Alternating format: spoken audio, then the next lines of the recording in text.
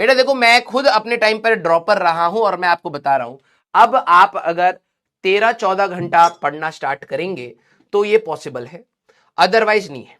अब बाहर की दुनिया अगर सुनेगी वो कहेगी ये कैसा मास्टर है जो बच्चों को कह रहा है कि भाई 24 घंटे में से 13-14 घंटे पढ़ना पड़ेगा, ठीक है, ये तो पागल मास्टर है। दिस इज द रिक्वायरमेंट, ठीक है।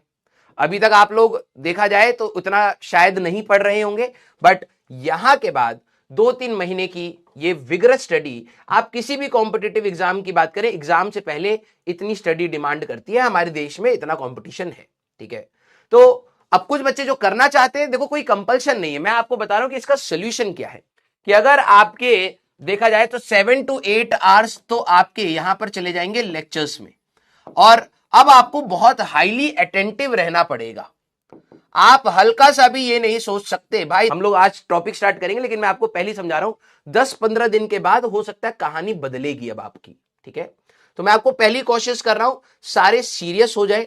ये 10-15 दिन आप जितना कोशिश कर सकते हैं अपने बैकलॉग को कवर करने में, रिवीजन को कवर करने में, प्रैक्टिस करने में, डू इट। क्योंकि इसके बाद अगर आप देखें सितंबर का मिड, अक्टूबर, नवंबर, दिसंबर, 2-3 महीना बहुत विग्रस होता है, ठीक है। अब क्या है कि आप क्लास में ही फुल अटेंशन के साथ काम करेंगे। जो बच्चे इधर उधर क्लास चल रही होती है और इधर उधर चैट कर रहे होते हैं, ऑब्वियस सी बात है, जब मैं कोई भी टीचर कोई बात कर रहा हूं और तू चैट कर रहा है तो तेरा फोकस नहीं है, ठीक है। तो अब तेरा अगर अटेंशन नहीं है तो जो चीज तू एक बारी में पढ़ सकता था उसको अब मल्टीपल टाइम्स तेरे को देखना पड़ेगा आफ्टर क्लास, तब जाके चीजें समझ आएंगी। अब उसमें हुआ क्या कि जो तेरे पास टाइम जो तो वैसे ही बहुत लिमिटेड था, तूने उसको मल्टीप्लाई कर दिया, एक ही चीज को पढ़ने के लिए 2-3 बार का समय तू ले रहा है, तो थोड़ी सी दिक्कत हो सकती है। यहां से अब रियल डिफरेंस आना स्टार्ट होता है बच्चों के बीच में। जो सीरियस बच्चे होते हैं वो बिल्कुल अंडरग्राउंड होना स्टार्ट हो जाते हैं, आपको पता भी नहीं चलेगा कौन कैसे तैयारी कर रहा है। और अगर आप बाहर निकल के फुदक फुदक के ज्यादा नौटंकी करेंगे बेटा, सारे के सारे छटाई हो जाती है। आपको थोड़ा सा अंडरग्राउंड होना पड़ेगा। जब मैं आपसे क्लास में पूछूं कि बेटा क्या आपको समझ आया, तभी आप चैट करिए, अदरवाइज मत करिए। बिलीव मी, जितने भी सीरियस बच्चे हैं बेटा, देखो हर साल कोई ना कोई बच्चा इस एडवाइस को जो हर टीचर देता है इसको डिस्कार्ड करता है, और फिर एट द एंड उसको कंपटीशन में पता लगता है कि सर क्या कहना चाह रहे थे, ठीक है। जितने भी सीरियस बच्चे हैं आप परेशान मत होइएगा। जिनको ये सुन के बहुत स्ट्रेस सा हो रहा है, बिल्कुल मैं आपको एक बात बोल देता हूं, ये सबके साथ है, ये आपके साथ नहीं है, ठीक है। हमारा देखा जाए तो करिकुलम ही ऐसा है कि आप लोगों ने जून में, मई में हमारा लास्ट में पेपर हुआ है, हमारे जून के मिड तक तो कई बच्चों ने डिसाइड किया है ड्रॉप लेने का, जून से स्टार्ट हुए हैं, दिसंबर तक का ही हमें समय मिलता है। हमें 2 साल की तैयारी यहां पर करनी है, जेई मेंस की भी करनी है, जेई एडवांस की भी हमें करनी है, राइट।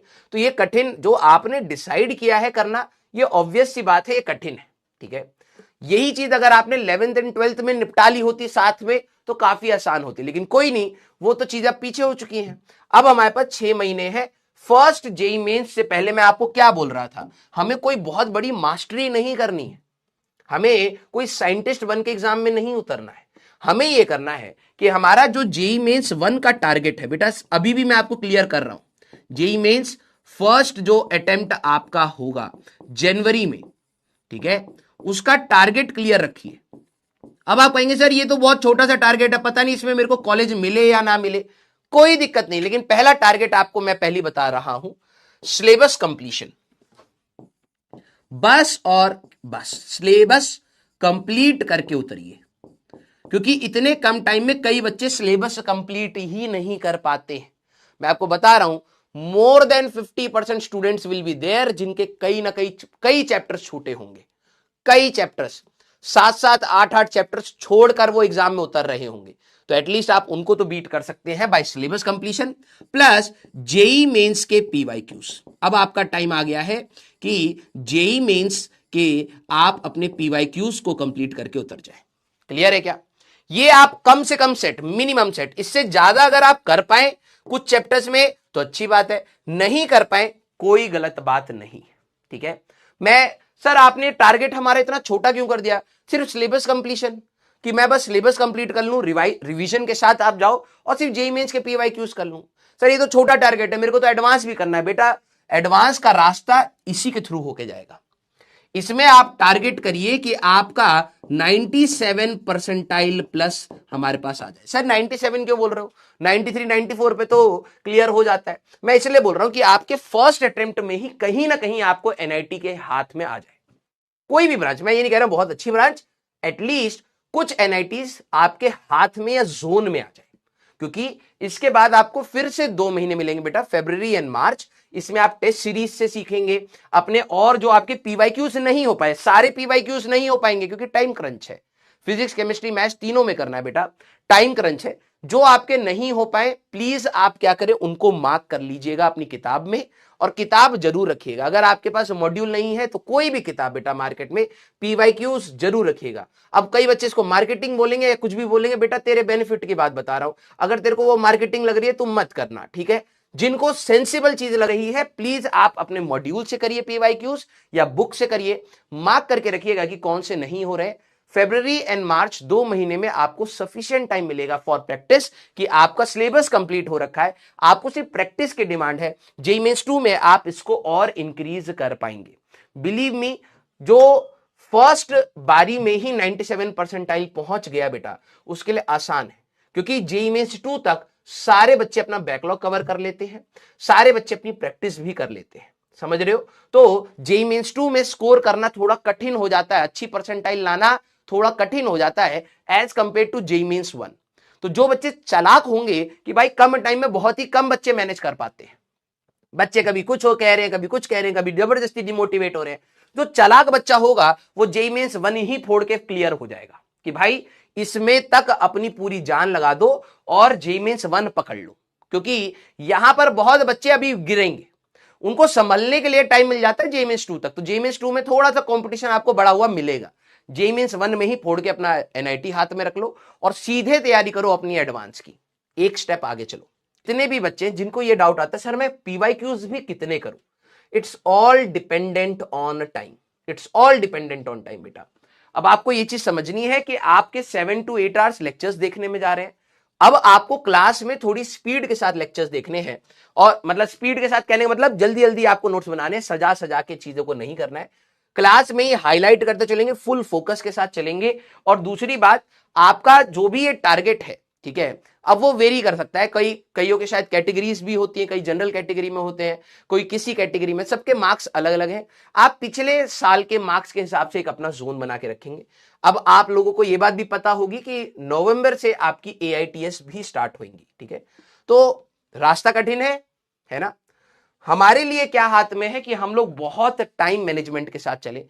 अब आपका टाइम डिसाइड करेगा बेटा कि आप कितना कर पा रहे हैं, आप लोड लेके मत पड़िएगा। बस मैं आप सभी लोगों से हाथ जोड़ के रिक्वेस्ट कर रहा हूं कि ये कंपटीशन आपको चैलेंजिंग होना चाहिए, आपको पुश करना चाहिए, आप अपने लिमिट्स को क्रॉस करने की हिम्मत रखें। लेकिन अगर आप डिप्रेसिव फील कर रहे हैं तो प्लीज आप अपनी पढ़ाई साइड कर दीजिए, बिकॉज आई डोंट थिंक कि ये कंपटीशन आपको अगर नीचा दिखाने के लिए है या फिर आपको डिप्रेस करने के लिए अगर आपके अंदर ये भावना क्रिएट कर रहा है, तो डोंट प्रिपेयर फॉर इट, ठीक है।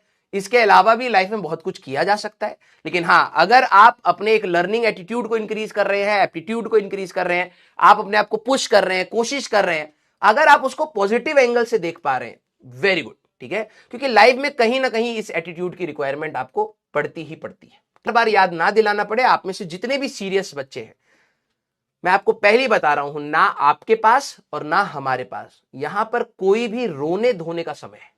ना मैं रो सकता हूं कि भाई मेरे लाइफ में ये चल रहा है बेटा, मैं अभी कुछ नहीं कर पा रहा हूं तो अभी क्लास नहीं हो पाएगी।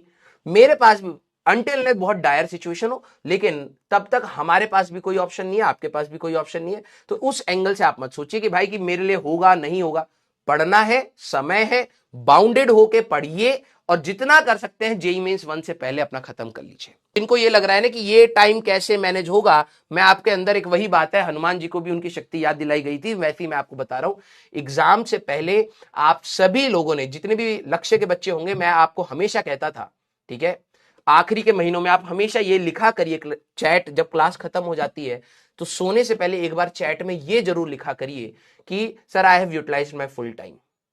क्योंकि जिस दिन आप रात को सोने से पहले ये एनालाइज कर रहे हैं ना, यार आज मैं 2-3 घंटा ऐसी बर्बाद कर दे, कल नहीं करूंगा, मैं सिर्फ 3 महीने 3 या 4 महीने के लिए आपके ये सेक्रीफाइस मान रहा हूं, पूरी दुनिया बोलेगी यार ये कैसा टीचर है कि भाई ये दिन भर पढ़ने के लिए कह रहा है। सिर्फ 3 महीने बेटा अपने के लिए दे दे, अपने लिए दे दे, क्योंकि अगर तेरा सिलेक्शन होगा ना तो तेरे को मिलेगा, नहीं होगा तो तेरे को ही मिलेगा। दुनिया बोलती रह जाएगी, हम बोलते रह जाएंगे, सिलेक्शन हो या ना होना वो सब तेरे को ही मिलने वाला है। तो ये 3 महीने तेरे को अपने देने हैं। सोने से पहले प्लीज एनालाइज कर कि तेरे पास वो 2-3 घंटे तू क्या और यूटिलाइज कर सकता था। यस, टाइम बहुत है, अगर तुम निकालना चाहोगे तो बहुत टाइम है। क्लियर? अब जो सीरियस बच्चे हैं वो डेफिनेटली हर दिन अपना एनालाइज करते हैं, यार ये चीज नहीं करते, पहले पढ़ लेते। 3 महीने की तो बात कर रहे हैं यार, 90 दिन तुम्हें अपने आप को देने हैं, उसके बाद लोड अपने आप कम हो जाएगा। बिलीव मी, इतना लोड नहीं रहेगा। क्लियर? 90 डेज आई थिंक आप अपने करियर के लिए और जो आपका लॉन्ग टाइम आपको चाहिए था उसके लिए 90 डेज आप स्पेयर कर सकते हैं। क्लियर?